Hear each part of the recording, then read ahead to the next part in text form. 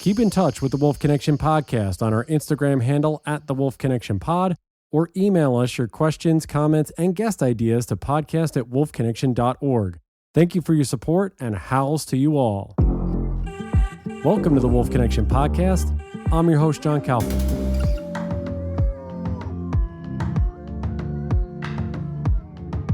Our friend Ashley Avis is back again. It was 2 weeks, and you're back with your crew, doing a bunch of stuff. We have so much to talk about. Who would have thought that 2 weeks was a lifetime of things that have happened so far? So just give everybody an update, because that's really what this is, where you have been, because you went to Daniel with the rally. We're talking about a bunch of stuff. So just give everybody out there what's going on with you and the team and everything that's happening so far. I can't believe it's been only 2 weeks. So much has unfolded since we visited you guys. And I told you earlier on when we first came up here, which was an unbelievable experience on the road headed toward your gates, I turned to my husband and producing partner, Ed, and I said, I think we're going to do it again, because it feels like, and we've talked about this potentially happening, it feels like there might be another documentary to do, because this story with wolves is unfolding so quickly. And, you know, when things flow like water, you kind of have to follow the river. And so the day after we came up and visited you guys 2 weeks ago, we flew to Bozeman the next morning, went into Yellowstone, met some amazing people. We met with Doug Smith, who was the biologist in Yellowstone, was there for the wolf reintroduction. We met with Norm Bishop, who was Doug's boss at the time of the introduction in 95 and instrumental, obviously, in bringing the wolves back. We met with Dan Stoller, who's currently in Yellowstone, Mike Phillips, just a lot of amazing people that were really informative for the story of American Wolf, which we've discussed. We're turning that into a feature-length film. But I think there is very much a complementary documentary to follow the journey of the making of American Wolf, similar to what we did with our wild horse documentary, Wild Beauty. So I think that that's what's unfolding right now. Why do you think that's so important? Because some people will say it's added work, or it may just complicate the story. Why do you feel it's so necessary? Because of the wolf issue, and you and I talked about this the podcast before. Wolves are so political. There is so much to be said. Why now? Why on top of American Wolf? It feels like, I don't know if I said this last time, but I mean it sincerely. It feels like the wild horses have called us to the wolves, and in trying to get Wild Beauty, our wild horse doc, on the radar of different people, it was because of our scrappy independent documentary that we made for 5 years that we got on the radar of Appian Way. And that's how American Wolf started unfolding, because there are so many parallels between what wild horses face and what wolves are facing. And the minute I read American Wolf, it was one of those projects where I just thought, please, there's no way this can't happen, please. And then I after meeting with the wonderful producers at Appian Way, I ended up meeting with the author, Nate Blakesley, and we just hit it off right away. And what was crazy, and going back a little bit, 2 steps, what led us to Wild Horses was me writing and directing Black Beauty and being tasked with modernizing that story. When I first met with that original producer in 2017, it was a general meeting, and we just talked about what inspired us to go into film. And the reason Black Beauty happened was because I mentioned one of the most beautiful films in the world to me is The Black Stallion, that Carol Ballard directed. And this beautiful scene on the beach with Alec and the Black, and this mystical connection that humans and animals can have, horses, wolves. And on that first call with Nate Blakesley, I was discussing how I wanted to approach American Wolf. Just like the book, I want to delve into her world, and she's one of the 3 central characters. It's really Rick, Lori, and her, and then, of course, Doug Smith. But as I was describing wanting to go into Yellowstone and making it harder, I tend to make it harder for everything because it's just often more interesting. I said I really want to go into Yellowstone, or perhaps a private area where there might be real wolves. I don't want to lean on CG. I don't think people connect with CG. I don't think it's come far enough. The eyes throw you. And American Wolf is about her story and connecting with her and being devastated at the end. And Nate loved that approach. And he mentioned the scene in The Black Stallion on that call, the exact same scene that ended up leading to Black Beauty. And I'm sitting on the other end of the Zoom, quiet, thinking, oh my gosh, And it was just one of those moments where it just felt destined. And he said yes, because he was a big part of the decision-making process for who would write and direct the film. That's incredible. It's so amazing. Let's talk about what has happened in these last two, because really this is on the heels of Hogs for Hope, which was the rally that happened in Daniel, Wyoming for that wolf. Jonas Black, all these wonderful folks, Wolves of the Rockies, Wyoming Wildlife Advocates. You were there on the ground. They raised over $130,000 for legislation, for reform. What was it like as we talk about these human connections to wildlife to have that experience on the ground with these folks who've been fighting this fight for such a long time?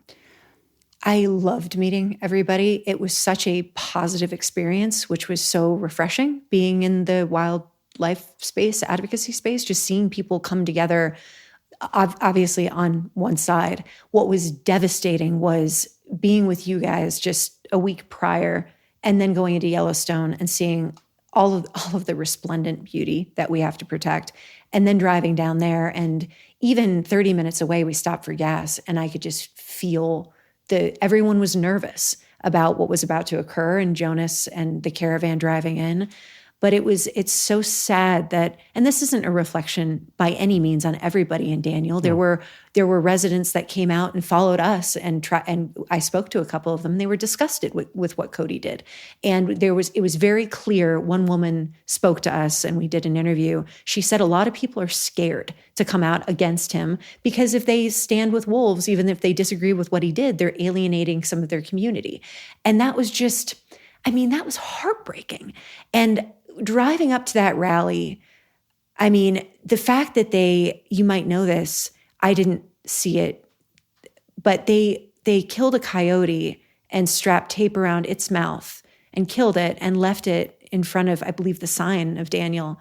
And a few people that got there ahead of us, ahead of the caravan, they removed him or her. And the fact that this town, that's not right, but that either Cody Daniels or I don't know who did it, but the fact that they would double down is just it exemplifies everything that is wrong with that mentality and how dangerous that mentality is. Because if you're willing to do that to a living creature, what other cog is missing in your brain? And I think that somebody like Daniel should be looked at psychologically, because from what we were told by the locals, this was not a first offense with that poor wolf pup.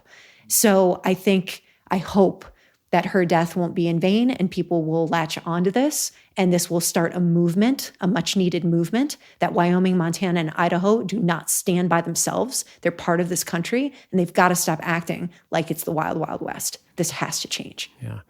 And Cody Roberts, Cody Roberts, yeah. It's just, and this is what we're talking about today, right? Because you're here again, you're doing a bunch of filming, which you guys are connecting.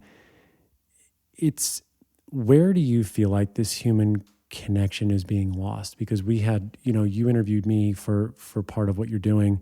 You guys are in here again. We got here at first light, basically, which was wild. So and pretty. Just to see these wolves and wolf dogs that we have and the way that they interact with us, we allow them to be in our space. Leo was a unbelievable wolf on camera. Nukumi also. It's just, when you see these things, you see how we can coexist in such a tiny space and not have any sort of friction, and we're trying to accomplish the same thing, whether they know it or not.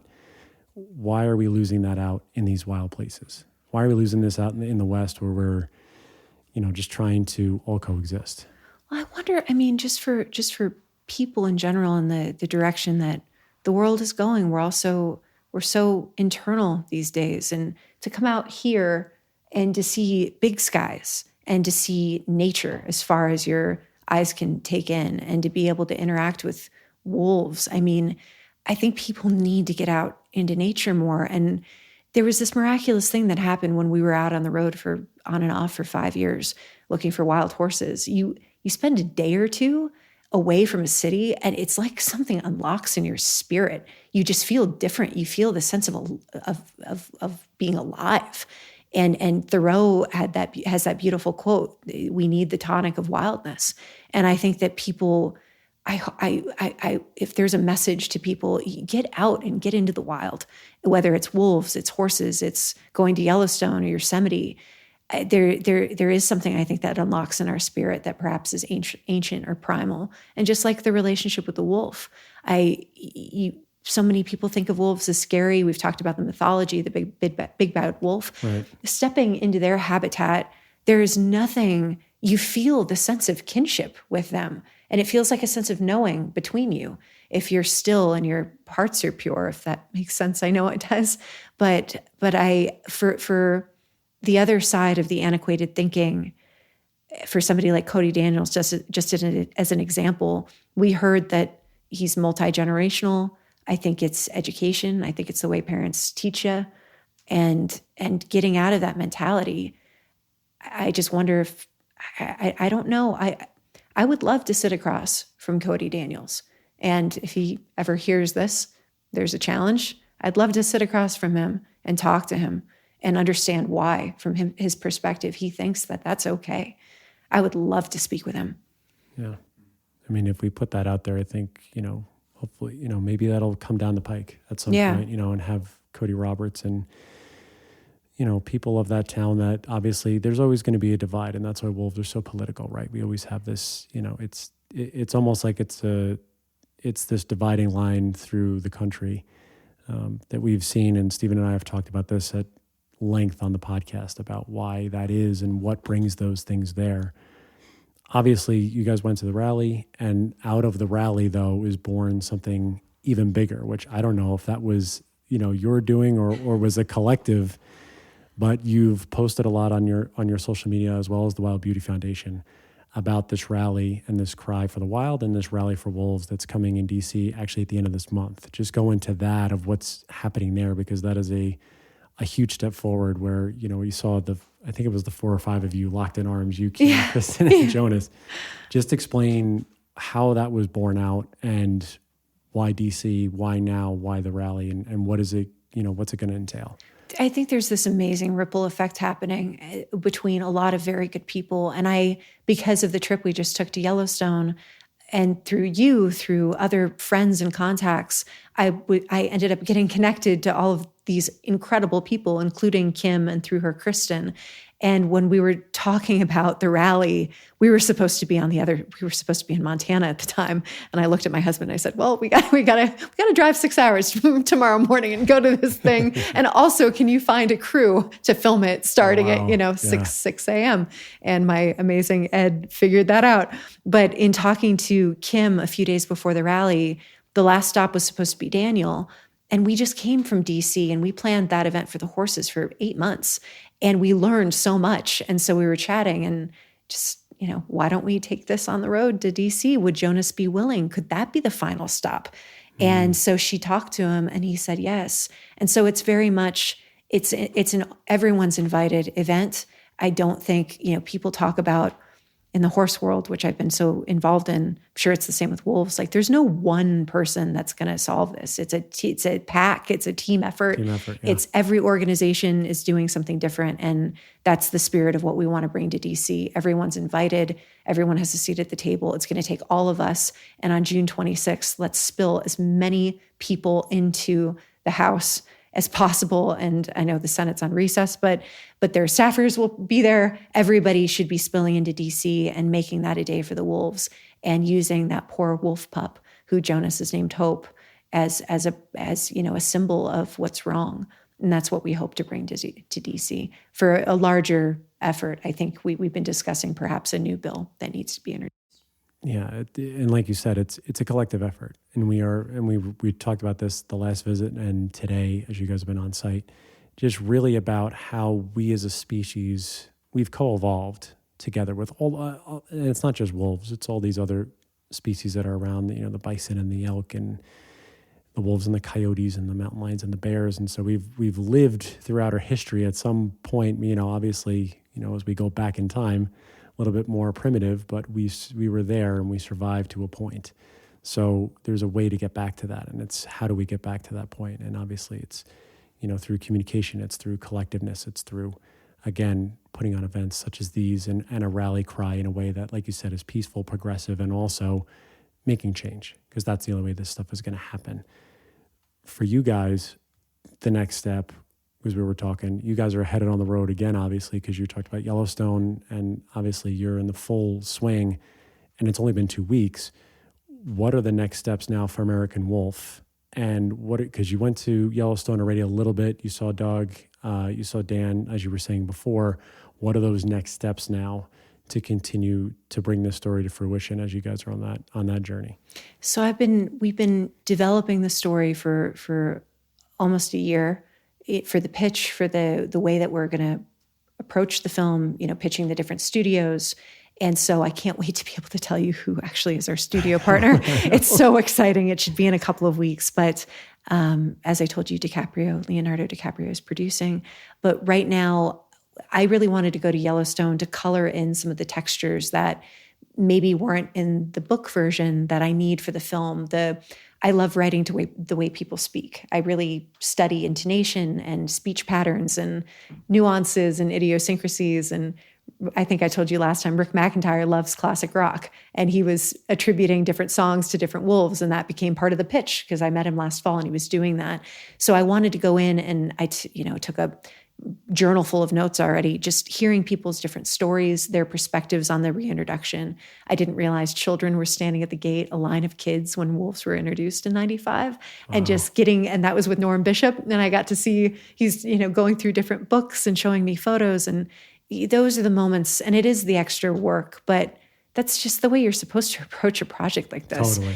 And so symbolically, I wrote the first couple of words for the screenplay while we were there because I wanted to start it with the spirit of 06. But I'll probably spend the next 2 months continuing to I've got a stack of books to read and talking to a few more people. And then I'll start writing in earnest probably in August, and we'll have a draft by the end of the year. And then our plan we've discussed right now is, and everything often changes with filming schedules, but we've discussed an end of 2025 production start. So we'll see. We're hopeful that could happen. That's incredible. That's unreal. So for the action items, because as we wrap this, what are the action items that people, because they're going to want to know about DC, they're going to want to keep up with American Wolf. So give them, I guess, the DC stuff first. So I know is it hashtag cry for the wild? Cry for the wild. Cry for the wild. And then obviously those of you that know Ashley, follow her on her Instagram, follow Wild Beauty Foundation. They've obviously been promoting a lot of this stuff. What other sources so that anybody who's watching this can get involved, knows the next steps of not only the rally, but the legislation and the routes that those things are taking? Absolutely. So the event in DC, we're calling a Cry for the Wild, hashtag Cry for the Wild. And it's time for intentional torture and killing to stop. We can't be doing this. Our country should be ashamed. So it's time to stop that. And anybody, I know not everybody can physically join us in DC, but if you can, please come out. Book your plane tickets and your hotel rooms right now for June 26th. We'll be coming in June 25th and staying through the 27th to add in an extra lobbying day right after this rally. So there will be a rally in the morning, and then we're going to disclose some of the other potential events in the next couple of days. And you can find that information on the Wild Beauty Foundation. You can check it out. Wolves for the Rockies will be posting it. Wyoming Wildlife Advocates will be posting it. Jonas Black will be posting it. And there will be, we'll be giving everybody a blueprint, hopefully by the end of this week. So just hang tight and stay tuned on those channels. I love it. No, thank you so much for all the work that you're doing, all the advocacy, everything that's happening here with us. And this partnership is it's only begun. I agree. It's only just begun. And what you guys are doing it's just incredible. And I want to see, I know you were talking about 60 wolves and being able to expand. And I just hope you're an hour outside of Los Angeles. I hope that people can, I didn't realize that when we were first talking. I thought maybe you guys were 3 hours away. You're an hour away from LA. Yep. Everybody should come up here and get to experience this and then talk about it. That's the problem with this issue. People need to know the truth behind it and the beauty of the wolves and cut through this disinformation BS and understand what we need to protect and the beauty we need to protect. And they should also donate to you guys because you're doing amazing work. I appreciate that. Yeah. No, and anybody who wants to follow anything that we do, just go to wolfconnection.org. Follow Stephen and I on the podcast, Instagram. I mean, we post so much stuff all the time. But Ashley, thanks for the update. And again, I'm sure we'll be talking to you not in another 2 weeks, but sooner than later, I have a feeling. Thanks so much again for coming on and enlightening everybody with all this awesome information. Really appreciate you. Thank you. Totally. House to you all out there. We'll talk to you next time. Bye. Looking for more information about Wolf Connection or the podcast? Please visit our website at wolfconnection.org, where you can donate, sponsor a wolf, or become a volunteer.